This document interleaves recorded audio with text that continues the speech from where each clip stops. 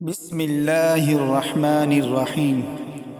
لا أقسم بيوم القيامة ولا أقسم بالنفس اللوامة. أيحسب الإنسان أن لن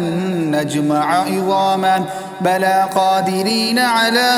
أن نسوي بنانه بل يريد الإنسان ليفجر أمامه يسأل أيان يوم القيامة فإذا برق البصر وخسف القمر وجمع الشمس والقمر يقول الإنسان يومئذ أين المفر كلا لا وزر إلى ربك يومئذ المستقر ينبأ الإنسان يومئذ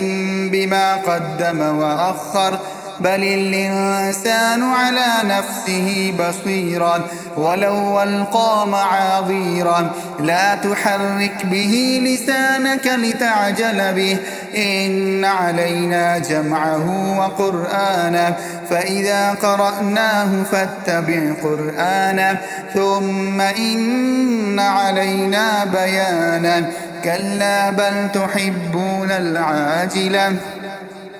وتذرون الآخرة وجوه يومئذ ناظرة إلى ربها ناظرة ووجوه يومئذ باسرة تظن أن يفعل بها فاقرة كلا إذا بلغت التراقي وقيل من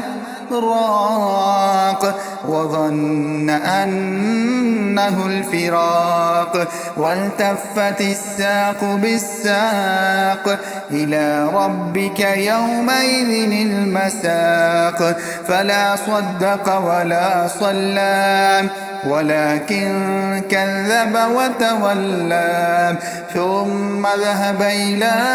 أهله يتمطى أولى لك فأولى ثم أولى لك فأولى أيحسب الإنسان أن يترك سدى ألم يك نطفة من مني يمنى ثم كان علقة فخلق فسوى فجعل منه الزوجين الذكر والأنثى أليس ذلك بقادر على أن